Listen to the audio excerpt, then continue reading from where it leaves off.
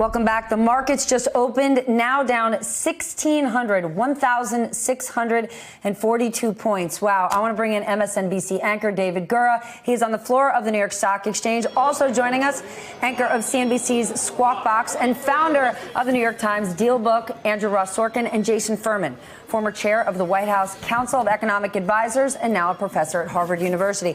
Mr. Gura, take us to the floor first. What are you hearing? Yeah, there was the kind of commotion you would have expected had you been following the futures markets overnight at the opening bell.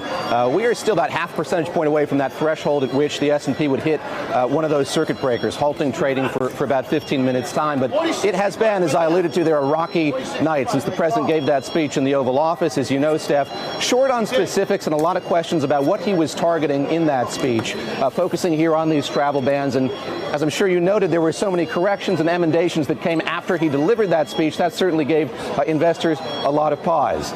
A meeting of the European Central Bank taking place in Brussels today. There was some speculation that the ECB might lower rates even further. Of course, the ECB right now in negative rates. That bank opted not to do that. That was something that investors were watching closely here.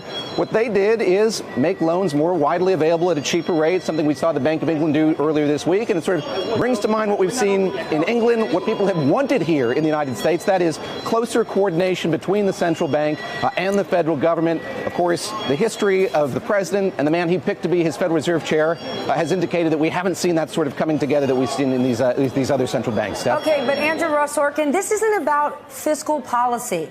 You were there in the financial crisis. This is so different from the financial crisis. Is this not a public health emergency, and now that's turned into an economic crisis? That's exactly what this is. And unfortunately, because of the public health element of it, it makes it even harder to ascertain how long this is going to go on for and how deep the economic impact is going to be. There's, of course, the human tragedy of all of this, but then there's this economic impact, which could last a much longer time than I think, and I don't want to panic people, but I think it's going to last much longer than people anticipate. We have not gotten our hands around this at all.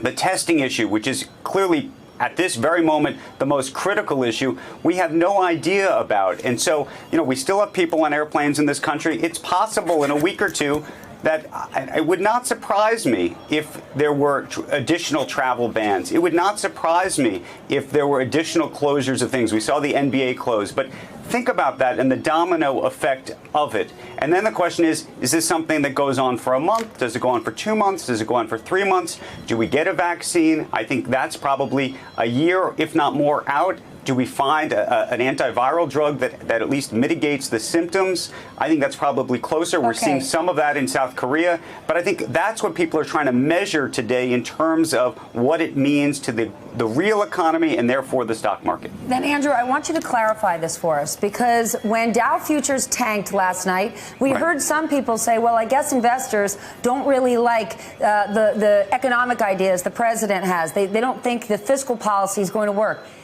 That's not really why markets tanked. It goes directly back to the testing and the fact that he hasn't been clear about the numbers or willing to say, let's go big. Isn't that what this is about?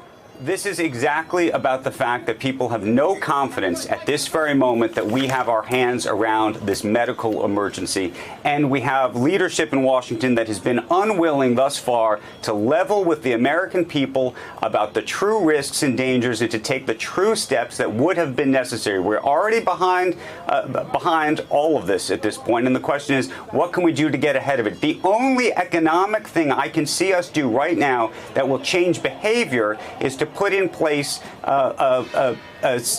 help for people who are sick so that they don't have to work. That would actually change behavior and help society. And also to help small businesses, of course, that are going to be hurt by this over the next several weeks. But I think that's the piece of this that people aren't seeing. We'll see. Trading has now been halted. The circuit breakers triggered. Hey there, I'm Chris Hayes from MSNBC. Thanks for watching MSNBC on YouTube. If you want to keep up to date with the videos we're putting out, you can click subscribe just below me or click over on this list to see lots of other great videos.